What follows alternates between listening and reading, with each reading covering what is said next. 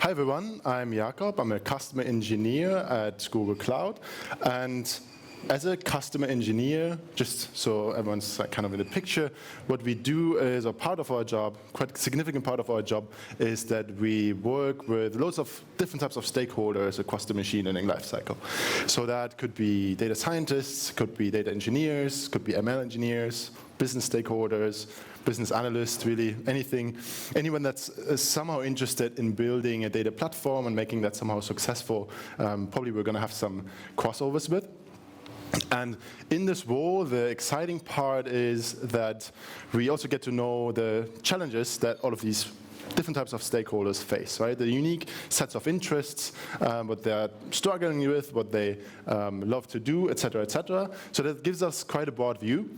And personally, as a CE with a data science background, with a fairly research-focused data science master, from which I started at Google afterwards, I tend to approach problems in the data space by thinking about kind of which algorithm to use, maybe which set of hyperparameters. And I think you had lots of these very research-focused, even much more research-focused topics today.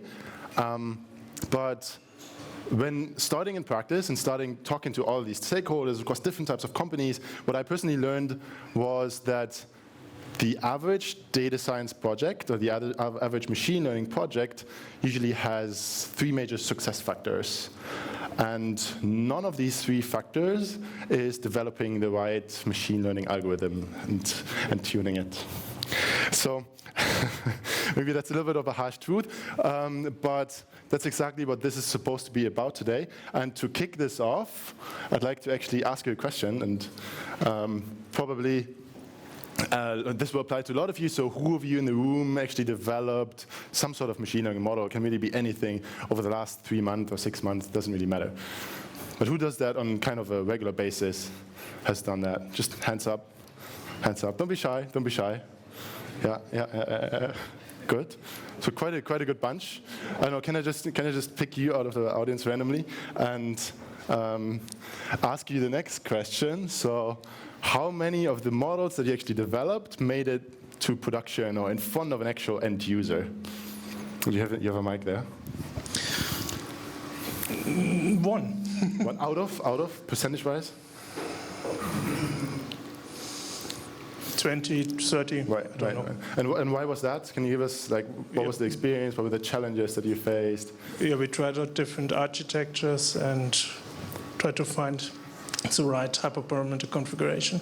The what configuration? The right hyperparameters. Right. That was the challenge for bringing it to production, the hyperparameters? Okay, yeah, fair enough. Maybe someone else, I saw you also raised your hand. Can you give us an insight?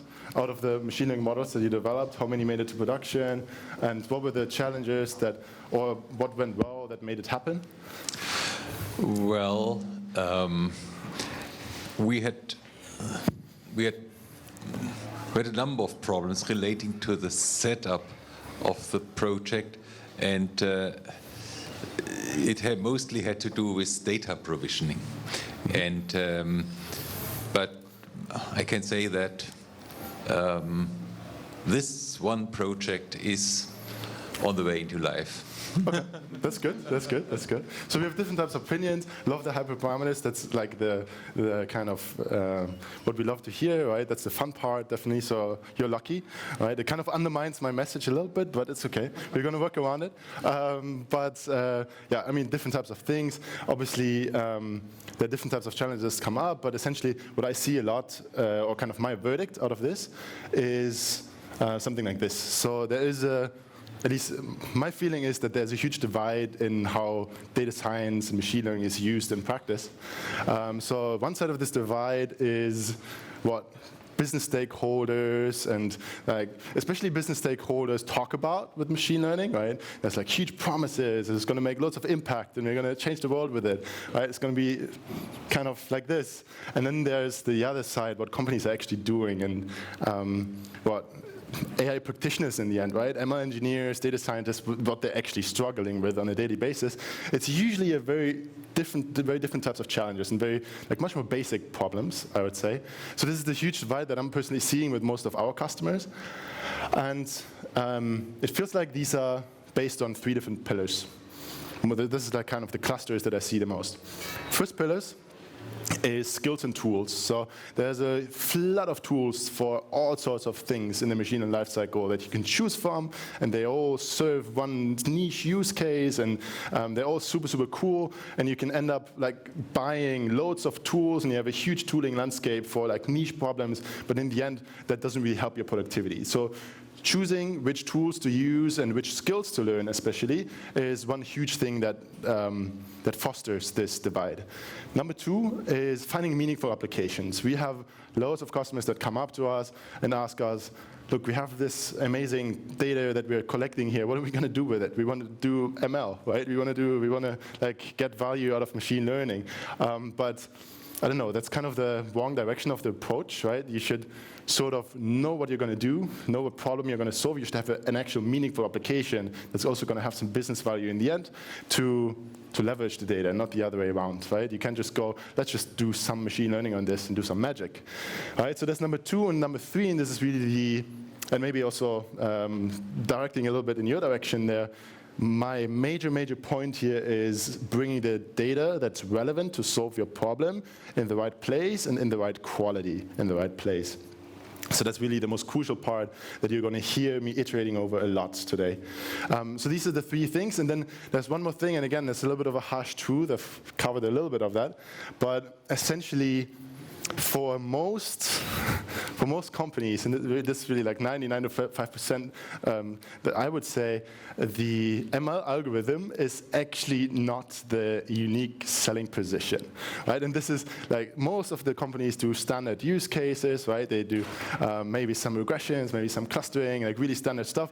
And here, for these companies, developing ML algorithms is just not what they're great at, right? They can maybe do it on the side a little bit, but it's not what they are unique at doing, right? So for a lot of these companies, it probably doesn't even make so much sense to spend so much time in it. There are exceptions, obviously. If your organization's focus is developing machine learning algorithms, then that's a different thing, like forget this, right? But for example, I was working with a high-frequency trading, energy trading company recently, and they had 2 data scientists, fairly small team, they did like lots of time series analysis and stuff like that, and they did fairly well, right? But they came up to us, so what can we do? Well, how can we kind of use your cloud tools, your AI tools to kind of leverage even more out of what we have? And we proposed to them to use AutoML. And I pitched to you, like, give me a second. Don't run out of the room if I say AutoML.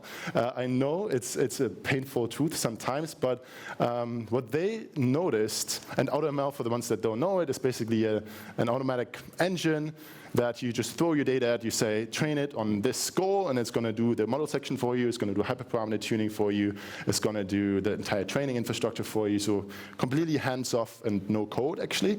Or you can obviously also programmatically include AutoML, but technically it's no code. It's like 3 lines, and you have your machine learning model trained from beginning to end. And we proposed them, why don't you try AutoML? Result was that the 2 data scientists had loads of more time focusing on collecting more signals and improving the quality of existing signals. That under the line, the algorithms were much simpler, but the bottom line result was actually much better. Because what we found was that super crazy cool modeling on basic data had basic results, but basic modeling on fantastic data quality had actually fantastic results, right? So that's why, depending on what you do, if machine learning is your thing, like that's your core competence, then forget this. But for really 90% of the companies, my verdict was focus on the other tools, focus on the process and much less the actual development of the algorithm. But let's get back to the topic. We wanted to hear the 3 major success factors. And to do that, to talk about this, basically 3 topics that I'd like to cover. First of all, collecting the right quality of data in the right place. Secondly, tackle the data and ML engineering complexity. And third is designing a data platform and ML platform for business value. These are the 3 clusters. For each of these, what we're going to do is I'm going to tell you a little bit about what, in my opinion, are the biggest pitfalls in all of these categories. Then we're going to look at some best practice architectures, maybe, obviously with the Google perspective, right? I'm going to show it from our ecosystem. All of these things are also implementable in other clouds and wherever you want to implement it. But I'm going to show you our perspective, and then for at least one or two, depending on how much time we have, I'm also going to show a little bit of code and some demos on just to give you a grasp of how it's implemented and how easy it actually is to work with these tools.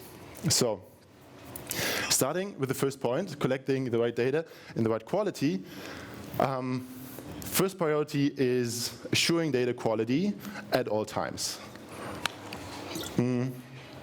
And I already told you, this is, in my opinion, really the #1 pitfall that so many companies are walking into when trying to design their data platform. And the major pitfalls or major decisions you should make, or kind of things to watch out for, are, in my opinion, these 5 questions to answer that I would recommend you to answer before you start thinking about your data ingestion pipeline. Question number 1 to think about is where to process. So this is all about ELT versus ETL. Maybe some of you don't know, so ETL is extract, transform, load, and ELT is extract, load, transform. So ETL is kind of the traditional approach. We extract some data somewhere, we send it to the cloud or wherever you're collecting it, then we transform it on the fly. We apply our transformations or feature engineering, whatever we want to do, and then we load it into our storage, in our data warehouse or wherever we want to have it. And the competing approach, which is coming up more and more these days, is the ELT approach. So that's extract, load, transform. So we extract our data, we load it to our storage in its raw format, and we don't do any transformation on the fly, and then we transform everything in the data warehouse. So it's a fundamental difference because we completely move the transforming part into the data warehouse, made possible by cheaper data warehouses. Huge advantage is more flexibility because you have your raw data in one place. You can always go back to it. You never have to kind of think of, oh, what if I would have had that transformation in there? No, you have your raw data always in place. You can always work based on that. So that's where to process. Second is how to process. Major thing here is stateful versus stateless processing. What I mean with that is there are essentially 2 parts to it. There are essentially two forms of processing. Either you have like a 1-by-1 data point processing. So this could be one data point is coming in, and we're processing every data point by data point. We're adding a feature, and that is not dependent on other data points, right? That's one mode. The other mode could be stateful processing. So maybe aggregations across multiple data points. If we have windowing functions, if we want to apply that distributed compute, we will have to hold some type of state.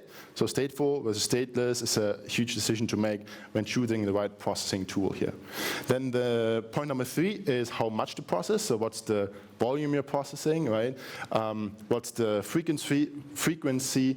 Are we seeing spikes going up? Is it seasonal? Do we have a constant load? Is it 1 request per second? Is it 100,000 per request per second that are coming in? Right? These are kind of bounds that you should set, and based on that, choose your tool respectively. Then what to process is the next point. And what to process is interesting when we talk about data schemas, for example. So lots of customers start designing their data platform, and they have it nicely set up, but then maybe a data producer comes in and changes the feature name, and everything breaks completely, right? So make sure that your platform is flexible enough to handle that kind of stuff, or at least have a plan and choose your tools accordingly that you know how to handle schema changes from the consumer side, or also requests from the producer side or requests from the consumer side. And then finally, who to process. So super huge pitfall a lot of customers walk into is lacking modularity of producers and consumers in the data platform. So you might start with a CSV that you just pipe through your pipeline, and then later on you might want to have live consumers inside your organization, outside your organization. Then at some point, once this works well, there will be more consumers, there will be more producers. So make sure this is modular. Make sure you have a plan for onboarding new consumers in an easy way, that they can just send their data to an endpoint and your data pipeline can handle it without re-engineering from scratch. So that's who to process. Then how does something like this, for example, look like on Google Cloud? This is a super basic architecture just drawn up. This is kind of a best practice approach with Google tools. Obviously, again, all those implementable in other clouds and other ways, but this is just an example. At the example of a web shop, it's kind of the standard going example. You have some interactions that you're tracking, be it add to cart or item views and stuff like that. You name it, some sort of interaction. This could be any telemetry, essentially, that you collect. And forget this part for now, but essentially we have a central point as is the message queue that we're sending to. In our case, this is PubSub. That's our managed message queue. Could be Kafka or anything else, really. And the message queue essentially makes sure that the messages arrive where they're supposed to arrive. And then thinking about the decisions that we made before, we have 3 different best practice modes, essentially. Number 1, the top one, is the efficient ELT, so extract, load, transform. As you can see, we just have a subscription for the message queue, and we directly send it to our BigQuery table. BigQuery is our data warehouse, so that's our data sink, essentially. And the great part here, as you can see, we completely save ourselves the processing block. So there's no cost that we have, there's no setup, there's no versioning, nothing that we have to do for the processing. The message queue takes care completely about sending it to the data warehouse. And then all our processing is going to be done in the data warehouse. DBT, plain SQL, however you want to do it, data form, everything's possible. Super, super lightweight, extremely easy to set up, and extremely cost efficient. Then the second mode, I like to call it the efficient ETL. So extract, transform, load. You can see the major difference. We have a transforming block. In this case, I like to use Cloud Run. Cloud Run is a container runtime on Google Cloud. Essentially, you just define a container, and this Cloud Run sets up a service that just scales up based on the incoming requests. So this scales up basically infinitely as you need it, and it scales down completely to 0 when you don't need it. So this is quite sexy in that sense. Point here is that this is for stateless processing. So this container that you have there is completely stateless, doesn't take a state. This is really data point coming in, data point transformed coming out. So you add a feature, you send it to an API that checks data privacy, whatever you want to do there. But it doesn't take a state, right? So once you need to aggregate, once you need to window, once you need to apply like advanced machine learning or distribute your compute, you would go to a more complex ETL tool. For example, in the Google world, this would be Dataflow. And with Dataflow, you can essentially handle these huge ETL pipelines and distribute your compute and organize all of that, and also aggregate. So maybe you want to sum your data points live every 1 minute, or based on certain other conditions, and that's where Dataflow would come in, because it keeps sort of a state, it can window the data points, and so on and so on.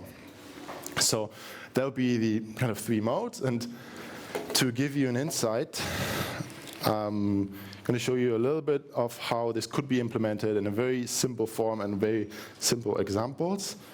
And first of all, I'll have to start the recording.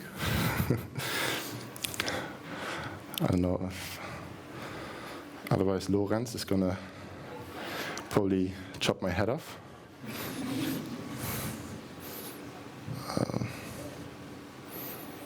One second.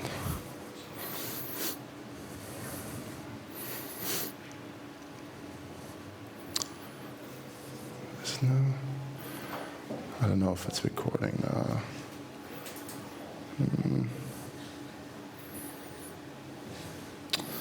I think it's not recording yet, but 1 second. Maybe in the meanwhile, are there any questions already or comments to what you've seen so far? Maybe we can cover that until I figure out the recording.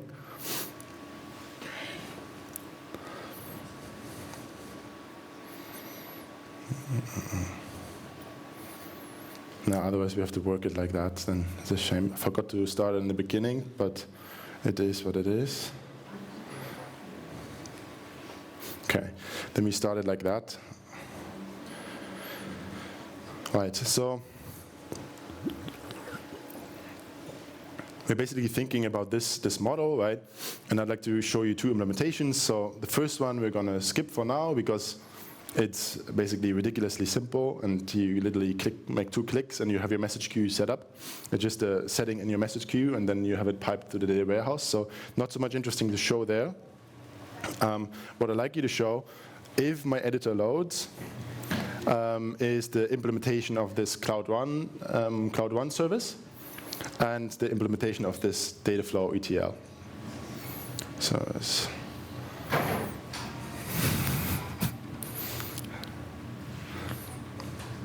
but give me a second here.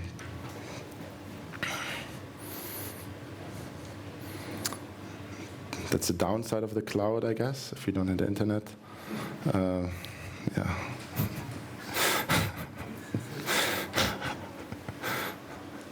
Oh. So hang on with me. We're almost there. Obviously now I have to open up everything from scratch. Yeah. It also reset all the settings that I did earlier. So that's fantastic. But essentially, the example that we're looking at here is exactly this. And I have a Python script set up that sends a couple of requests per second. I think I'm like at 7 or 8 requests per second of random events. So that's add to cart events. That is purchase events and some other types of events. And what we want to see is essentially how we use the Cloud Run processing service to do some stateless processing, and also how we do the Dataflow setup to aggregate the data and filter it to keep a state.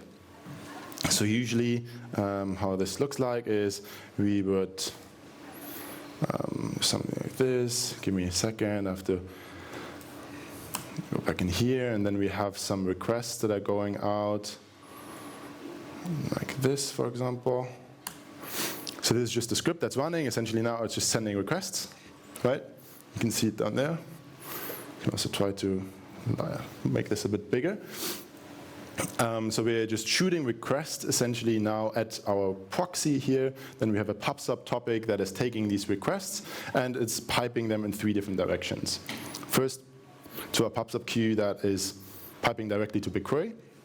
Second, to our Cloud Run service. Third, to Dataflow.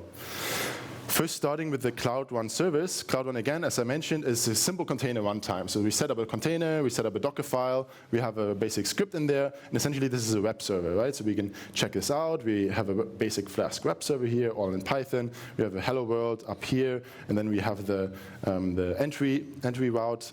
And all this does, and this is literally all the implementation that it needs to push this and transform. So super, super simple. It just unwraps our message.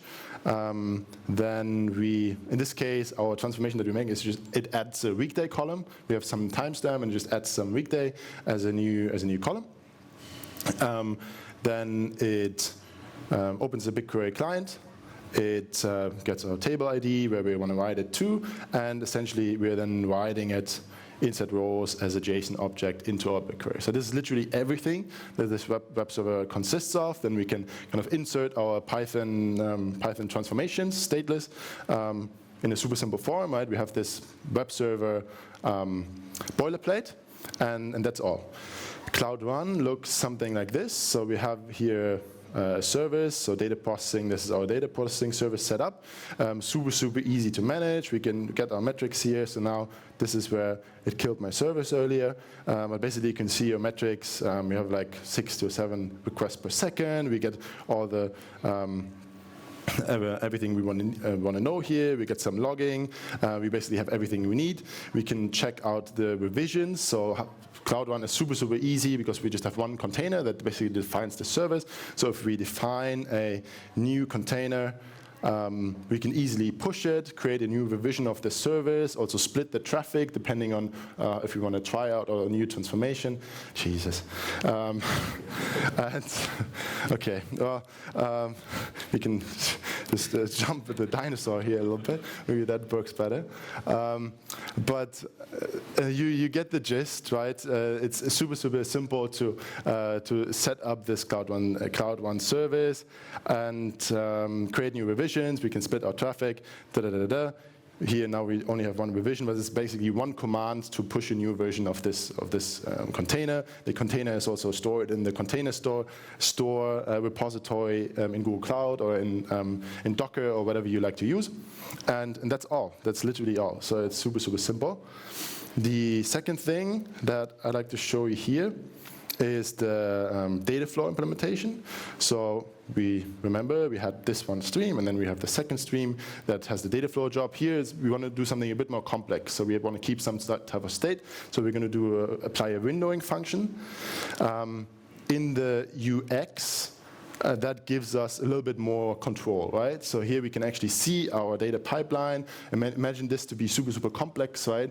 Now it's fairly simple. We have two streams. JSON comes in. We filter for purchase. We filter for item views. And then we have like a windowing here. Here just filters. Here we have a window, and then extract and sum, basically, based on, I think, for every user ID, every 5 requests or something like that. Just an arbitrary implementation. But it gives us a cool overview. So imagine this to be a super complex process. We can like dive in here, troubleshoot, see the throughput for every single step. Troubleshoot every single step. We get logs for everything, every single step that you can also see here. So Dataflow helps you to manage these more complex pipelines. As an implementation, this is also fairly simple. It's based on Apache Beam, which is a processing framework that some of you might already have heard of.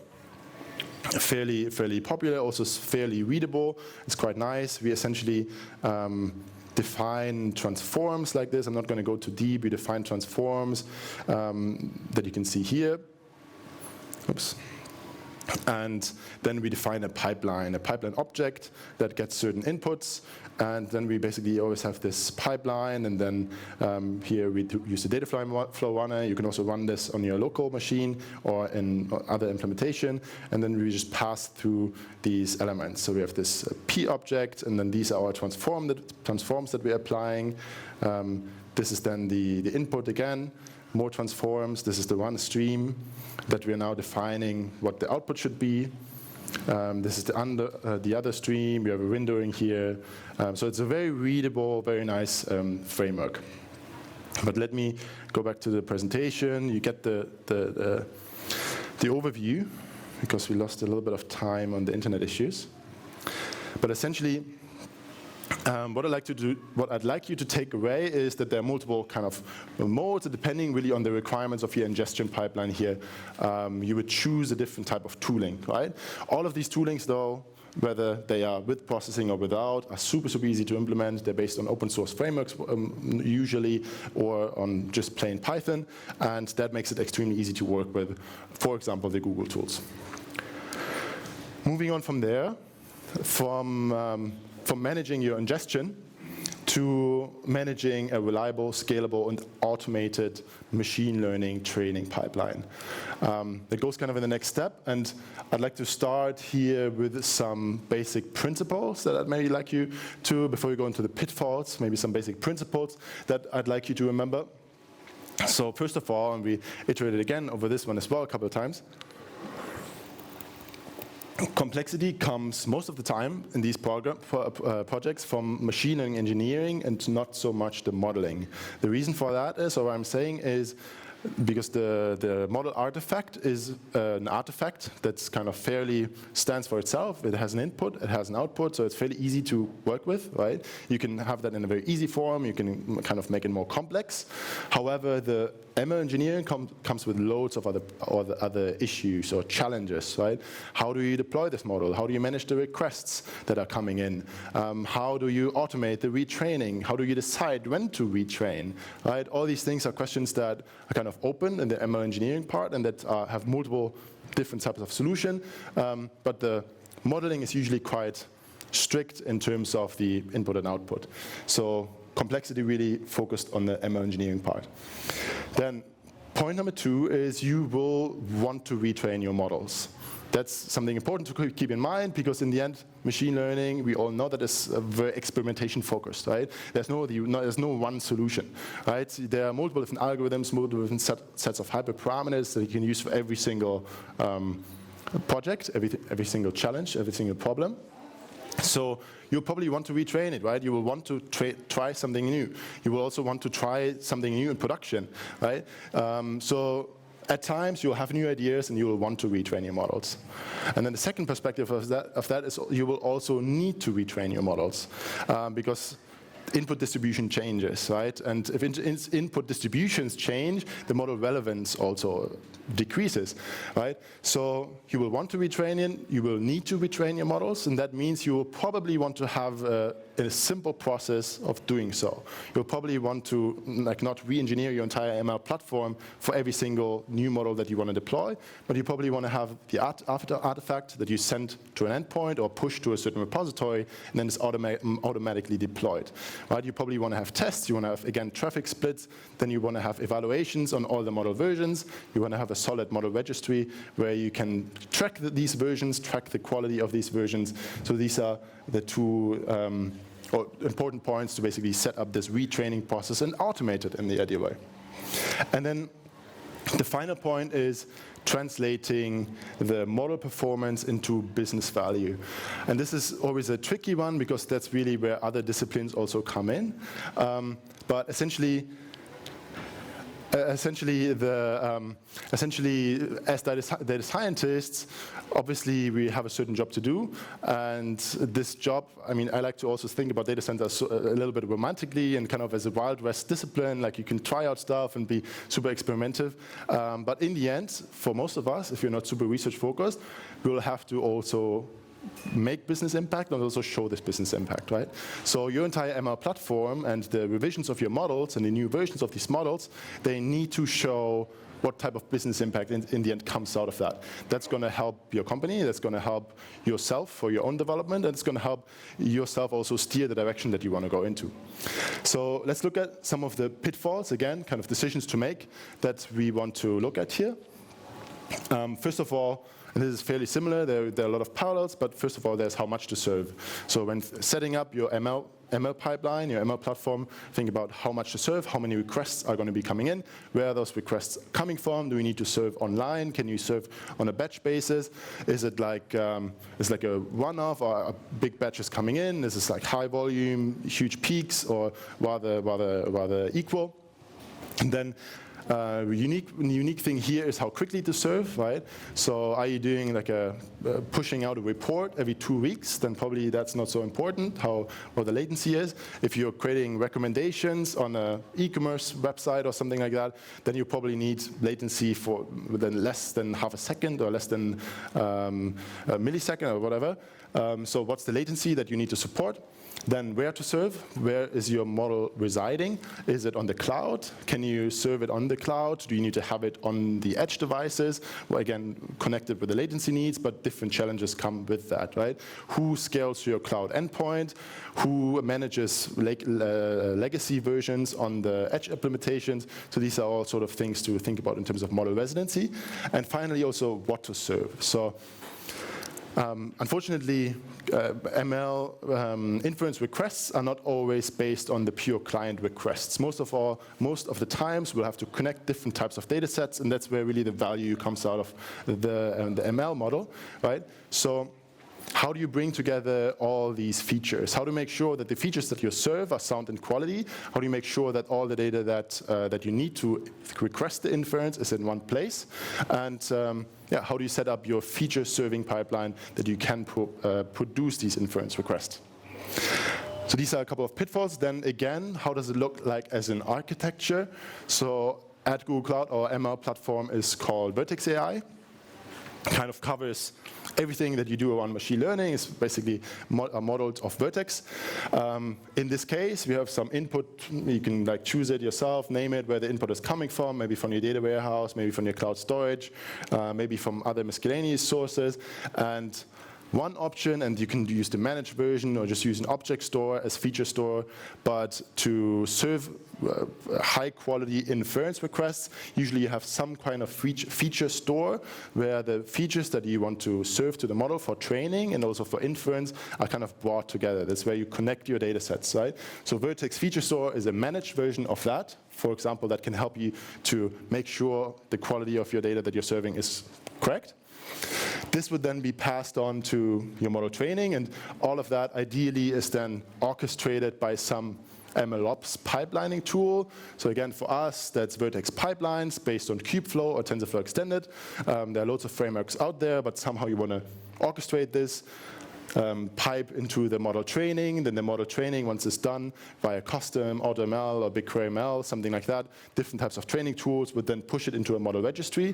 The model registry takes care of versions, takes care of the experimentation and monitoring these models as well. And from the registry, you can deploy it to either an endpoint on the cloud that just gives you an HTTPS endpoint, for example, that you call and include in your application, and you will get the inference results back, or you deploy to your edge deployment, essentially.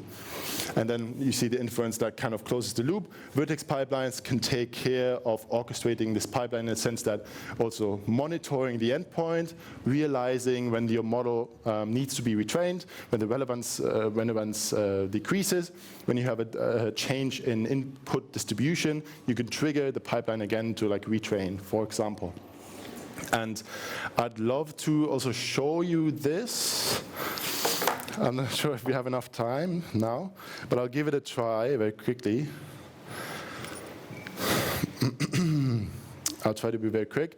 So essentially what I set up is exactly this. We have some Vertex pipeline. I'm going to kind of run through this. Just one thing that I wanted to show you here. So the Vertex pipeline that I already set up looks something like this. This is our Vertex AI interface. So here we have a pipeline component.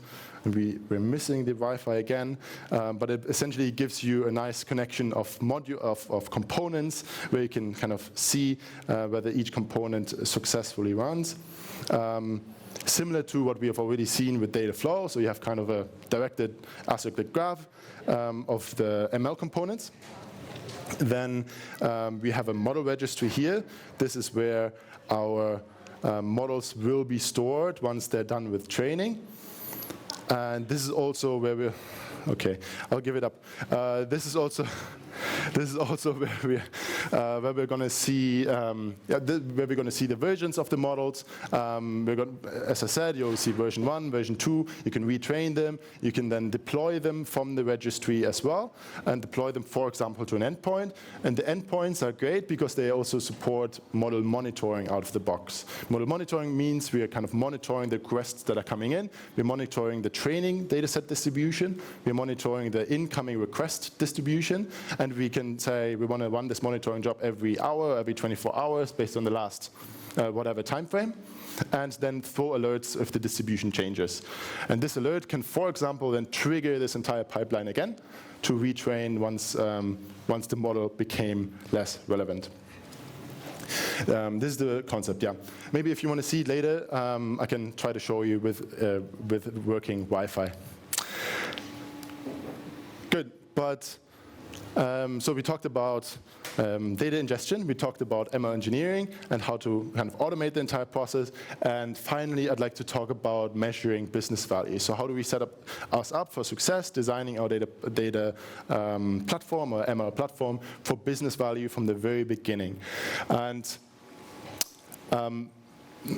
right, so essentially, again, business impact is ultimately the only reason any ML model exists. Yeah, it's true in the end. But how do we maybe make our lives easier as data scientists? A couple of things that I can recommend to you that I see working well with our clients is, first of all, whenever you start working on an ML project, start thinking about a specific and measurable North Star metric.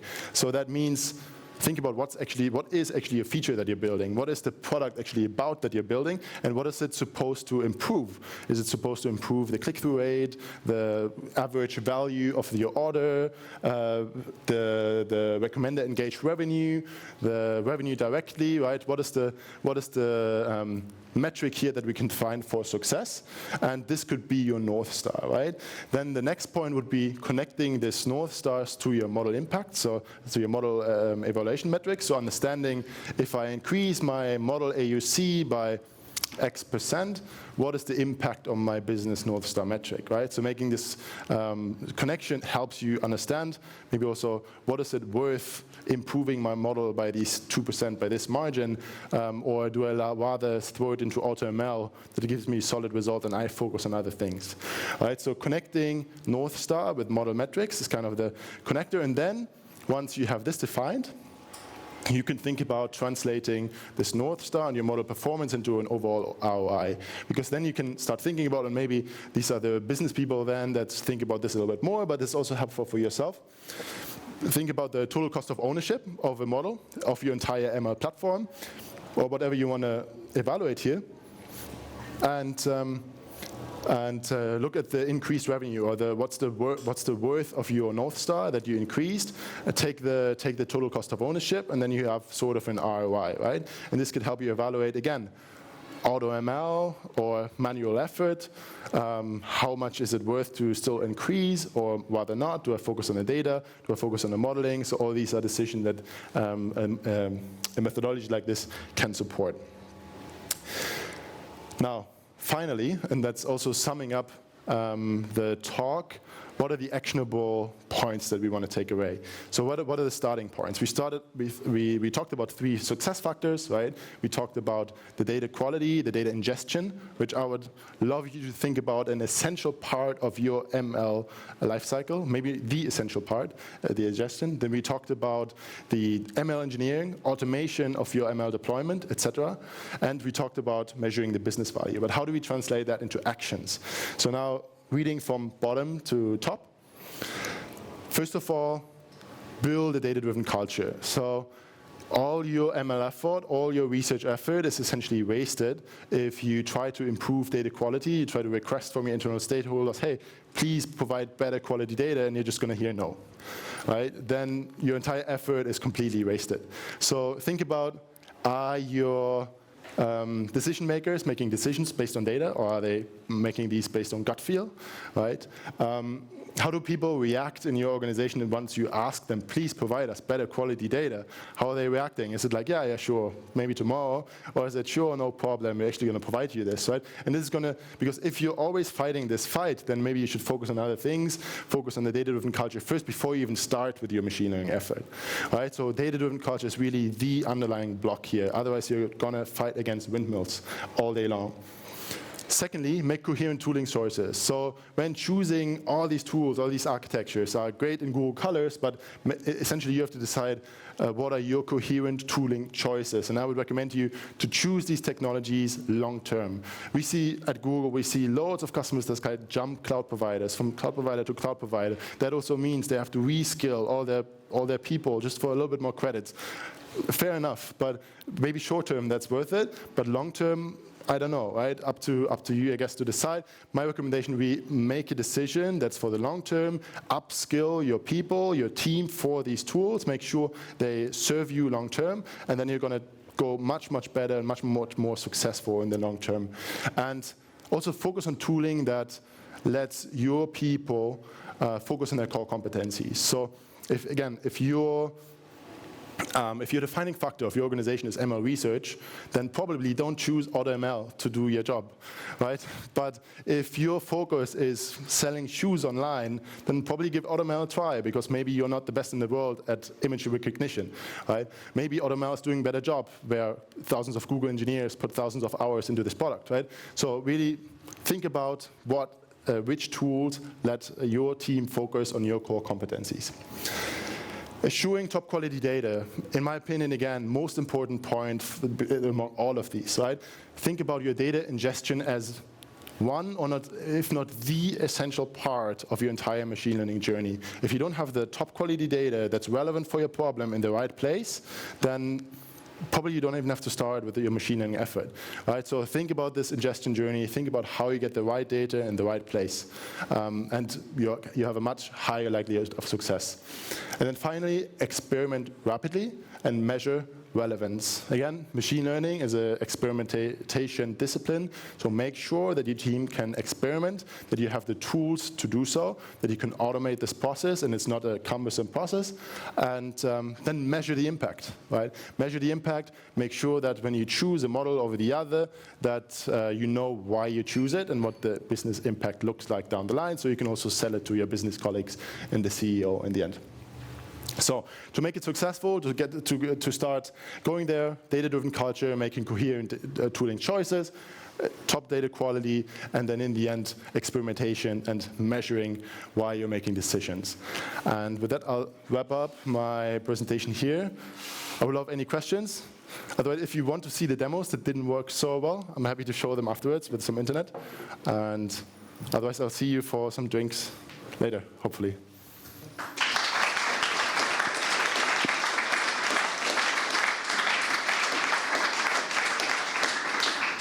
Yeah, thanks a lot, Jakob. Yeah, there is one question in this direction. Yeah, I was just curious, also thanks for the talk, but I was curious, you mentioned data quality a lot. You say how important it is obviously garbage in, garbage out, but you didn't mention any tooling or processes around assuring data quality other than like the pipelines and stuff, which obviously is an important factor, but yeah, that comes up quite a lot, right? Some people are of the opinion there's better to be any data than no data. I'd quite like to hear that. Fair enough.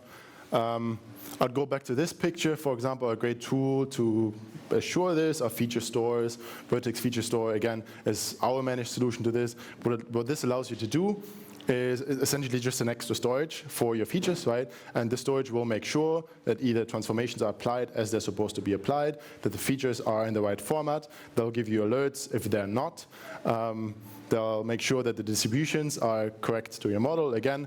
So a feature store, an advanced feature store is, for example, one option to do that. You can also include that if you have your ingestion like that. You can also include these types of checks maybe in a data warehouse. If you have your production tables that have a certain schema that is required, right? You could also think about that. So basically a disconnection. But the easiest, depending if you like managed tools or not, but the easiest is probably with some sort of feature store that is making those checks for you and alerting you if they're failing.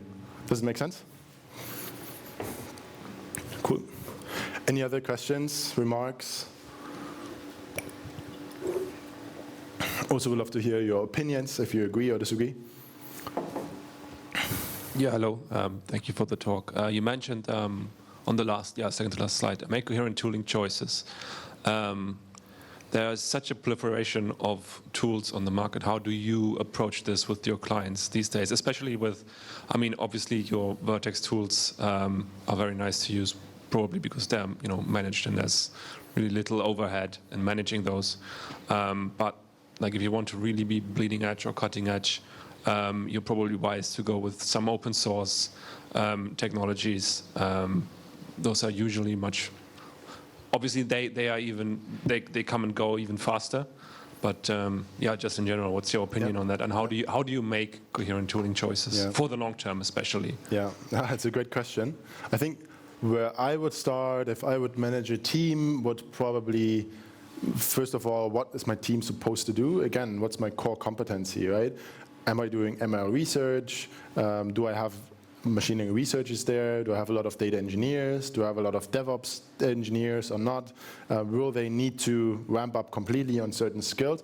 And then maybe based on that, choose whatever tools I want to support or not support. So where I want managed support and not. Obviously, you can clutter everything with managed tools, but then at some point, you're not doing anything yourself anymore, right? So think about your own core competency. That's what I would do. And then support the rest that you can support with managed tools, for example. If you like managed tools, there's also always a maybe you want to, maybe not question. But for a lot of companies, I see it creating value in the long term for sure. Focusing on the core competencies themselves, and then supporting that with managed tools so they just can focus more on the competencies and get even better at that, but they don't have to ramp up on other skills. And comparing open source to hyperscalers or tools from Vertex and stuff, it's always a tricky one. A lot of these tools also work based on open source, right? So that's a good part that, especially at Google, we try to provide, obviously. But it's a bit of a personal decision as well. Again, what skills do you have in your team, I would say? What is also your personal preference? In the end, to be honest, most of the tools won't even differ so much in their functionality, but it's more of a also personal preference. Yeah, that would be my choice. So core competencies, which skills do you have, which you don't have, and how much do you like manage tools, I'd say. Yeah, does it answer more or less the question? Yeah, more or less. Yeah. Thank you.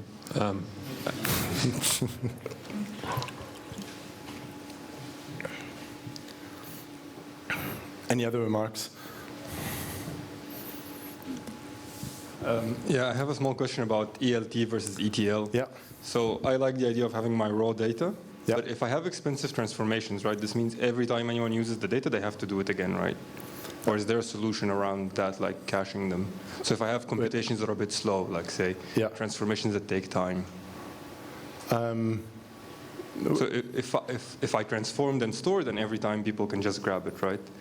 But if I don't do that, then every time anyone needs to access the data, it has to be applied, or is there some sort of I mean, depends. So we love to, or the trend goes in the direction that warehouses in the compute get cheaper and cheaper. So that makes this ELT quite a bit possible, or more feasible, I would say. But you'll have to find a middle way, I guess, right? Obviously, if you have a transformation that you do, I don't know, the same transformation every second, you don't want to go from the raw data. But then, for example, BigQuery has also a caching mechanism. So if you run the same query within 24 hours, I think, it will be cached, for example, right? So you're not charged for the new compute.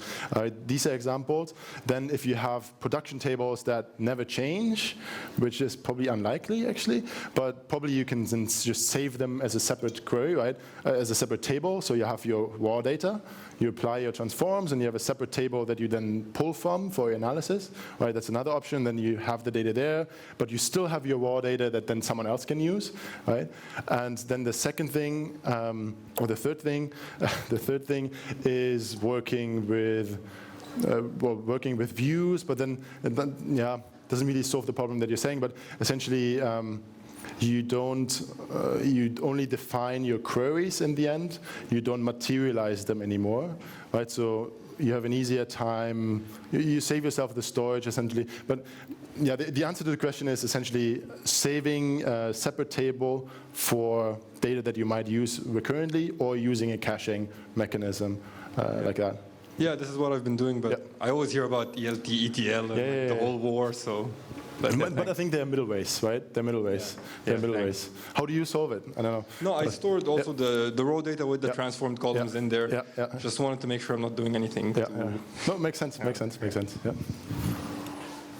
Okay, thanks for all the questions. We are done with our time for this talk, but I'm sure Jakob will be maybe around for a little bit. So if there are any further questions or discussions, you can always approach him. And yeah, then as always, we will take a short break of a bit less than 10 minutes, maybe let's say 7.